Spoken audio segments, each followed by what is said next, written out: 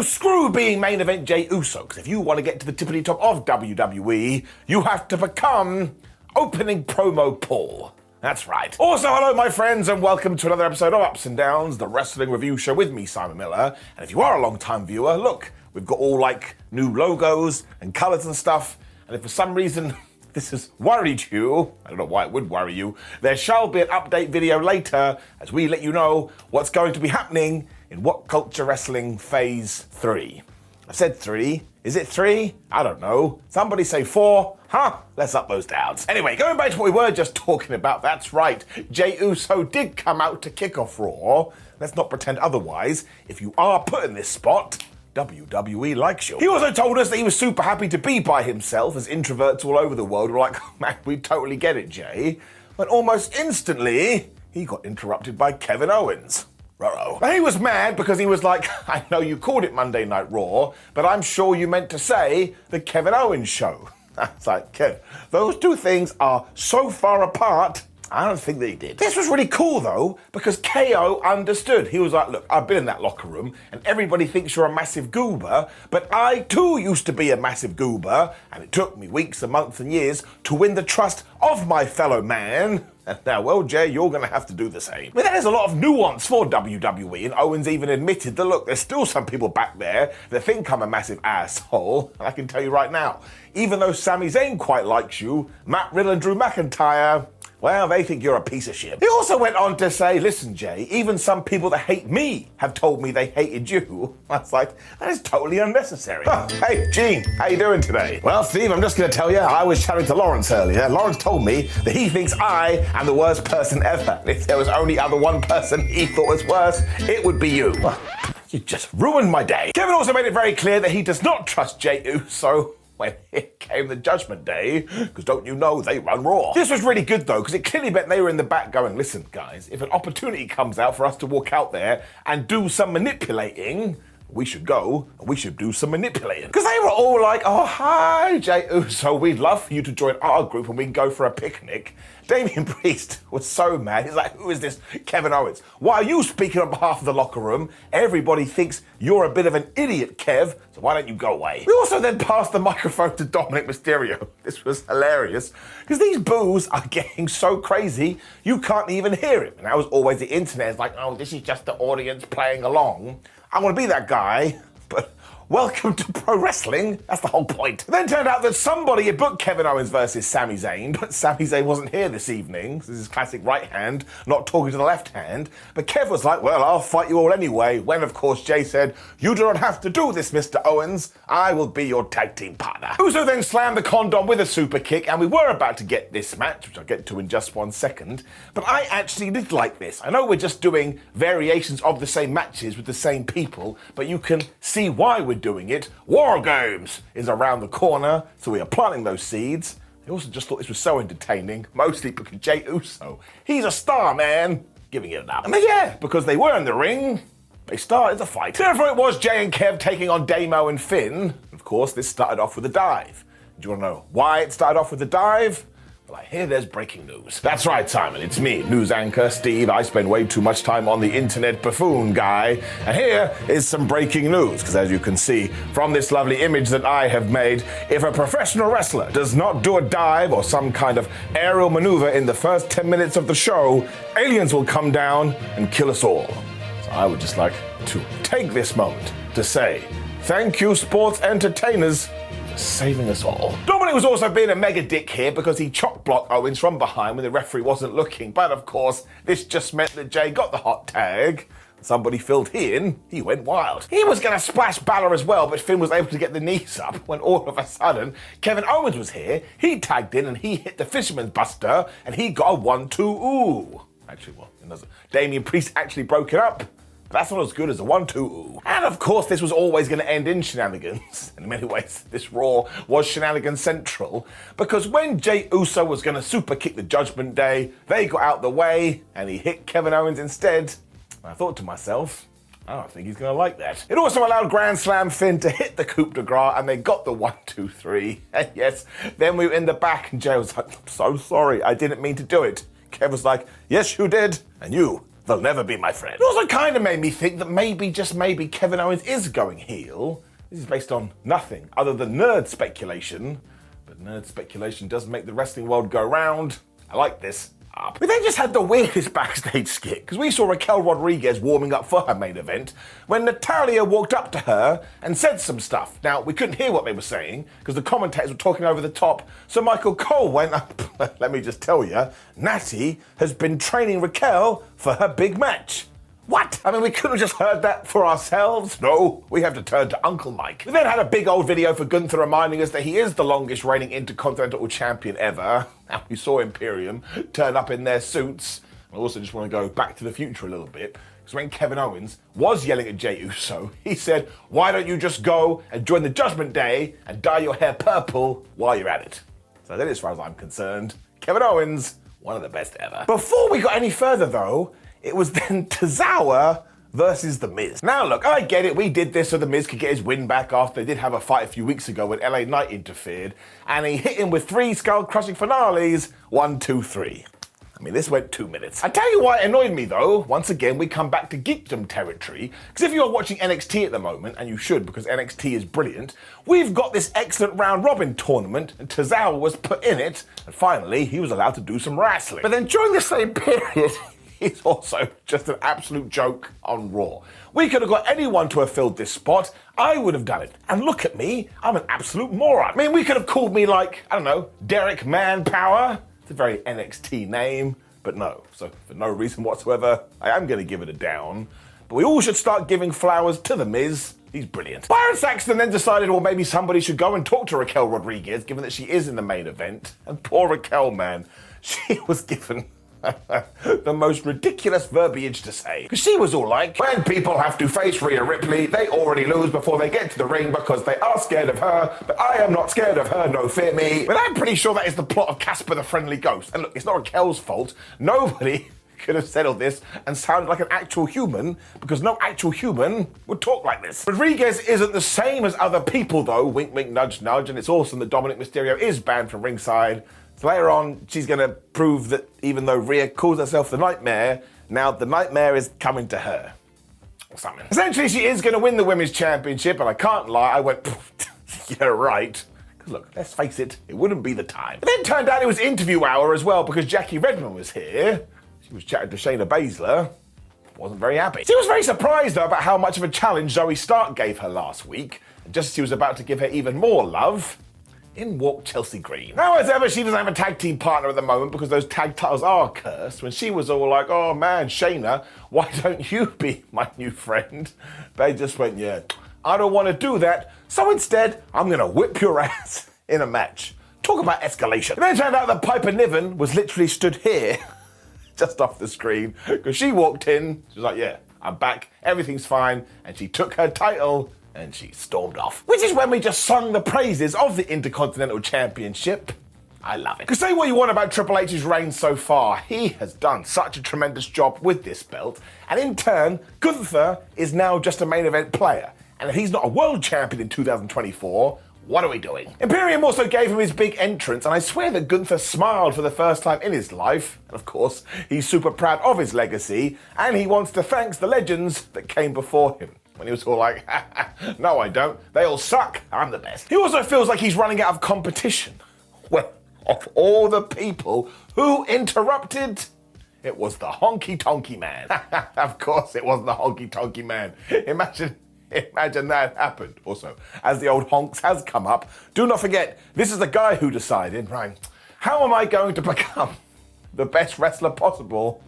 I know, I'll pretend to be Elvis. I mean, that is a weird thing to do. It was, of course, Chad Gable, and good for him, because he got right into Gunther here. And he's like, look, we had a terrific match last week, so much so, I woke up this morning, and I'm still feeling the effects. Gable also knows that Gunther knows how close Chad came to winning the IC Championship, but that's not even what he's mad about now. He cannot believe that Gunther made his family cry, because it's all his fault. I was like, Chad, come here. It's not his fault. You invited your family to Raw. What did you think was going to happen? I am joking, of course, and Gable used all of this as the motivation to tell Gunther, I am going to beat you one day. And that's what we should do. And if somehow we could hold this out to WrestleMania 40, we should pull the trigger there. but that's way too far away. Let's just do it at Survivor Series. Gable also told us that he had to do this because he needed to wipe those tears away from his daughter's eyes, which was a wonderful line. And Gunther was like, yeah, fine, try again, you absolute idiot. You'll lose for a second time, and you're a terrible, terrible dad. Because I'm a terrible, terrible person, I laughed. Chad then made a terrible decision because he jumped Gunther, so of course Imperium whooped his ass. When out came Owens to try and make the save, but the wrestling numbers were still against him. So do you know who made it 3-on-3? It was the honky tonky man. To stop it now. It was Tommaso Ciampa. He had a steel chair, so of course the bad guys did bail. But there's something extra we need to discuss when it comes to Tommaso. Run it.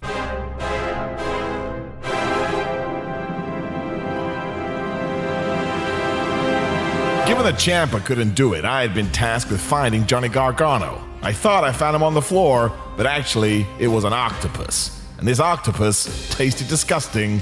We continue. So I really did enjoy all of this, and we are going to get that 6-man tag later. Once again, we are going all Ghostbusters, and we're crossing the streams, giving it up. The IC title rules. Xavier was then backstage and he found Drew McIntyre. He was like, listen to me, big Scottish boy. I'm mad at you because you last week screwed over Kofi Kingston. McIntyre thought all of this was ridiculous because where's Kofi? Why have you come here on behalf of your friend? When Woods was like, I know the deal here. At WrestleMania 35, when we had Kofi Mania, Kofi won that damn world title in front of 722,000 people. Whereas a year later, you won it and you basically did it in a graveyard. Now that really got to McIntyre because it is true, and they stared each other down, and they agreed that later on they were going to have a match. So look, the bald idiot Sam Miller has been totally wrong about this storyline.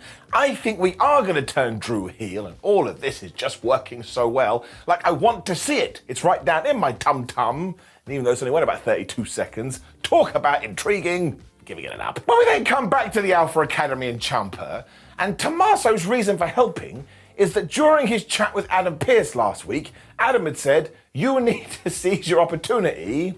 This is all he could come up with. This is when we did set up that 6-man tag, and even though Ciampa walked off, Chad Gable was like, oh, that means yes. So they speak some weird body language that I don't, when it was time for Drew versus Xavier, and once again, this was great. I mean, Xavier used Tina the Turnbuckle to do the bomb of power onto McIntyre, which looked obviously really cool, because Drew is massive, when the Scottish Warrior grabbed him and gave him around about 92 overhead suplexes. Woods then stopped the super kick, and man, he turned it into the most devastating move in all of sports entertainment, now on Pro Wrestling Tees, the surprise roll-up, and because of who it is, I jumped out of my seat. I thought he was going to do it with the backwards, but he didn't. Instead, Drew eventually got to his feet and slammed him with the Claymore kick and pinned him to 1, 2, 3. But I've zoomed through this way too fast. It was an excellent match once again. It was just planting seeds like somebody wanted a damn garden.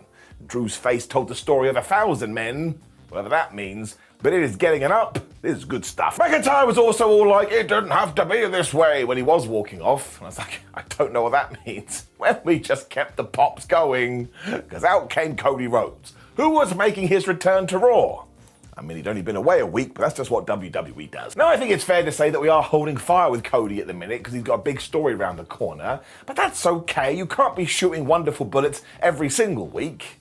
And before he could basically say anything, and he was going to talk about Jey Uso, here came Dominic Mysterio and JD McDonagh. Now, Michael Cole wanted to make it very clear that McDonagh isn't in the Judgment Day yet, but he's trying, when Dom was like, it's Cody Rhodes, the guy that did bring Jey to Raw, and once I corrupt him, everybody is going to think you're a fool. And when he was doing this, do you know what else we heard? Boo, boo. And they weren't saying boo words. What I really loved about this, though, is that Rhodes kicked the crap out of the condom, he crit the crap out of JD, he gave him all the crossroads, and he went, right, my work is done, and he left. Honestly, he came across like a superhero, which is the entire point. The fans are also going crazy for all of this, so you can't get mad at it, even though everybody on the internet already has. And when it is time to get into his big program, well, he'll just feel absolutely undefeatable, undeniable, all those other words he likes to use. I'm giving it an up. Well, I was laughing again, because Drew McIntyre had gone out of his way to find Jey Uso and go, I don't like you. Hey Bob, over here. Yes, Mike, I think you suck. I want to go home. It's such a mean thing to say to somebody, but Jey sold this great. He was like, I've had enough of this tonight, I'm just moving on. McIntyre has also convinced himself that Uso is going to join the Judgment Day, so next week on Raw, it is Drew McIntyre versus Jey. And let me search my feelings like I am a Jedi. I need to see that match. And then, yep, Baszler beat Chelsea Green in 1 minute. Now this was kind of weird, because at one point it felt like Chelsea Green and Piper Niven were going to fall out, but then Piper was getting in Shayna Baszler's face, and then after she had hit the Piper's Pit and got the 1-2-3 over Chelsea Green, Zoe Stark was here, and they kind of got into a fight. Then they all just looked at each other. I don't really get why we have to ragdoll Chelsea every single week, given that she is one half of the tag team champions. And while I really do like Zoe Stark and Shayna Baszler as a tag team, I just don't believe that WWE is ever going to get behind this division properly. Like, even watching this, it feels like they don't care, and that pisses me off. I want people to care. Also, look at the talent we've got here. Shayna Baszler, brilliant. Zoe Stark has done wonderful ever since she came up to the main roster. Chelsea Green, fantastic character. And Piper Niven, she could be a total monster. But I don't think anyone is being presented like that at all, so I've got to give it a down. I mean, it just went by so fast. Doesn't seem fair. Well, it turned out that over the last 7 days, Shinsuke Nakamura had been practicing his video editing again. He is getting very good. Because he was telling us once more about Seth Rollins' broken back, and that if all the fans remembered his history and remembered his past, maybe we wouldn't like him that much anymore. Nakamura then dropped this great line where he was like, all of Seth's successes aligned with the bodies of his betrayal, as we saw clips of him turning on the Shield. I was like, man, this version of Shinsuke Nakamura is like a comic book villain, and I'm sorry, he has to win the World Championship. He also said that Rollins is nothing more than a liar and a deceiver, and that he has brought shame to his family. I was like, man, honestly, I swear I've read about this in the Teenage Mutant Ninja Turtles. So my big worry is that if Nakamura doesn't justify all this by getting the title, it will all be for naught. Once again, my Tootsie Toes are telling me WWE just isn't going to do it. Look at my face. I'm gritting my teeth like Psycho Sid. I'm mad and the ruler of the world. But this was just so much better than last week, and just like that, they've got me invested in the feud again. So it is absolutely getting it up. It also kind of felt like we should have left it there. But Raw is 3 hours, so out came Seth Rollins. He then admitted, sure, I've been a deceiver, I've been a liar, but right now I am a family man, and I'm a world champion. I was like, Seth, I don't think that's how it works. You can't go, yes, Judge, I killed that man, but I'm also very kind to animals. The point, though, is that he had to go through all of his downs to get to his ups, or to realise the person he always wanted to be, which is why he has this connection with the fans, and why everybody sings this song. Once again, I was chuckling again, because Seth said all this while wearing the fuzziest blue coat you've ever seen, but damn it, that's the real Seth Rollins. It basically means that he has come to peace with all of his past actions when he said, listen, Shinsuke, I heard what you had to say, so let's have a fight right now. It's like, Seth, you didn't listen to him at all. He keeps saying he's going to do it on his own time, on his own watch. Surprise, surprise, it's not going to be right now. And then was laughing again because we cut to Shinsuke in the back. He was just beating the piss out of Ricochet. As he turned to the camera, he said, well, look, I didn't say I didn't want to fight. I just don't want to fight you. He once again then promised to take this world championship, but when he decides the time is right, so once again, please just do it. Otherwise, you're going to look like a schmerl. Still, for now, excellent. And a total 180 from 7 days ago. It is getting it up. When Finn Balor won Raw, this was so good. He found Jey Uso and said, good work for earlier, and then he winked at him. This was wonderful. It then got even better because as Finn was trying to sell the Judgment Day to Jey Uso, he didn't seem to care. Balor was all like, look, I tell you, even Rhea Ripley is interested without even skipping a beat. Jey just went, for real? It was so good. So we shall continue to tease this, and do you know who has become the master of show-long storylines and keeping you engaged? It's one and only Jey Uso. Which is when we did get Imperium taking on Chad Gable, Tommaso, Ciampa, and Otis.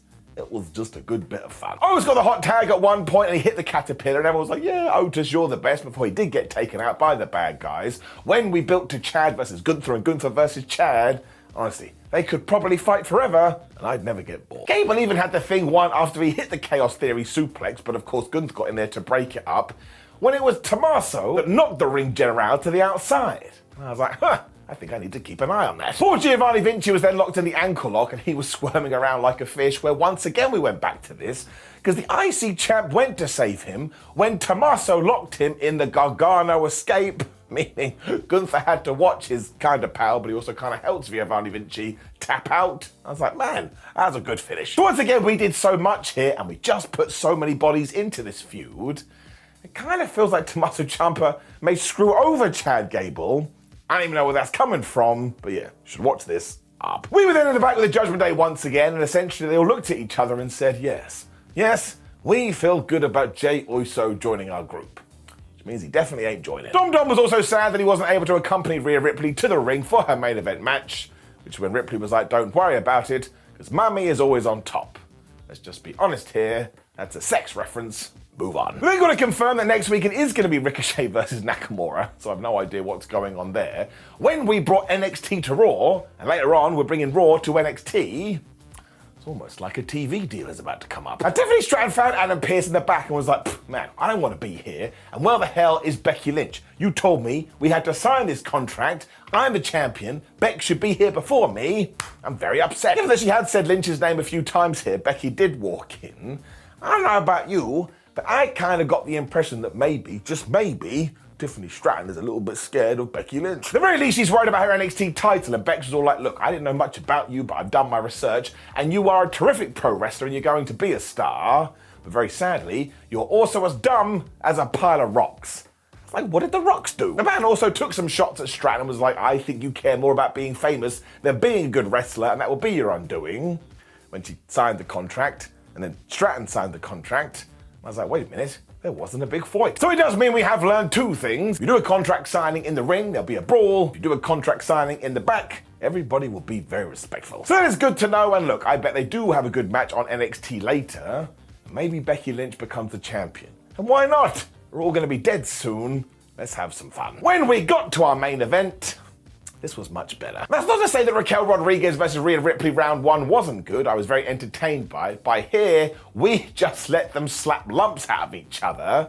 And that's what you should be doing with two powerhouses. I thought it was good. I mean, Raquel started off almost instantly with this massive clothesline and a power slam. So Rhea came back, she gave her a drop kick, and then essentially cannonballed her into Simba the Steel Steps. She also then threw Rodriguez back in the ring and kneed her in the head. When she was making the pin, she kind of flexed, and you'd be shocked to hear, that didn't really help anything. But they just brawled everywhere, including throwing people into Barricade, feud coming soon. When we went to the commercial, and even though Raquel was on top before that, after the advert, Rhea was in charge. So we're gonna have to make it up. So I'm gonna say that Rhea challenged Raquel to a game of tic-tac-toe because she found out that back in the past, the Rodriguez family had been cursed by an ancient power who had told them your entire honor now rests upon you being good at a game where you have to put circle and X's into a box. So of course Raquel couldn't say no, and she sat down to do this, which is when Ripley punched her. That works. The Nightmare was then trying to get mega heat because she did an Eddie Guerrero type frog splash where she got a 1-2 ooh, but this didn't work out at all because Rodriguez then grabbed her, threw her into Alan the announce table, and powerbombed her on the apron. The ring apron. Hang on. So why do you watch wrestling, Gerudo the Giraffe? Well, I really enjoy it when people get thrown into the ring apron. Is that it? Yes. This was a terrible skit. I know. This is where once again we went full on shenanigans. Who the flub saw this coming? So as the referee was checking on Rhea Ripley going, man, I hope she's not dead. Of all the people, Nia Jax returned. She grabbed Raquel Rodriguez. She gave her a Samoan drop onto the floor. Don't worry, I did some research. She is definitely Samoan. As soon as Rodriguez was back in the squared circle too, Rhea Ripley just grabbed her, smashed her with the Riptide. 1, 2, 3. I mean, I suppose that's a finish. Now, do not get it wrong. After this, Jax also headbutted Rhea Ripley, gave her a big old leg drop, and absolutely crushed her with the bonsai drop, when she also just slapped her in the face for a little bit. It was a bit unnecessary. So here is the deal, at least my take on it. Everybody on the internet is now like, oh man, I can't believe that Nia Jax is back, but this is totally fine. She will find her place in the women's division, and she's not going to be in the main event very often. The only reason we did it here is because it was a surprise return, so if you want to be a big deal, you do it during the main event. But you could also use 1980s booking with all of this, because Nia Jax can be the big monster, and Rhea Ripley can be like, I am going to whip your ass and pin you for the 1, 2, 3. I mean, that's all we ever did with Hulk Hogan, and it worked out all right. This does actually tie into the match, though, because that's what I kind of think we should have done here. Raquel smashes Rhea Ripley for a bit, and then Rhea Ripley smashes Raquel for a little bit, and then you do get a big move, uno, dos, tres, and you move on to something else. And then Rhea can go on to face Nia Jax, and she smashes her, and then she can go on to face Becky Lynch, and she smashes her, then she can go on to face my mum, and she smashes her. I know she can go, and I know she's a terrific wrestler, but sometimes you don't need to overcook the pudding. Therefore, I am going to give the match an up because they did just brutalize each other for a little while.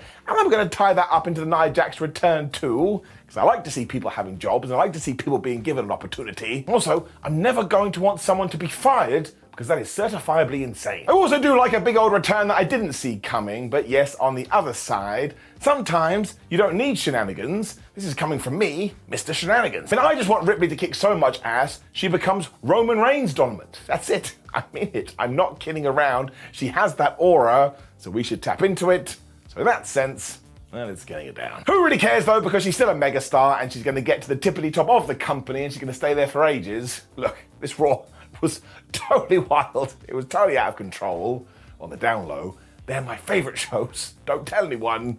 It's getting it up. Now, please do leave me a comment below and let me know what you thought about last night's episode of Raw. Make sure you click the video on the screen, which is ups and downs, so smack it down. Keep that WWE joy alive. Like the video, share the video, subscribe, WhatCulture.com. Follow us on social media. This episode has been way too long. I'm sorry, but WWE and AEW has so many segments these days. It's killing me. It's not. Goodbye.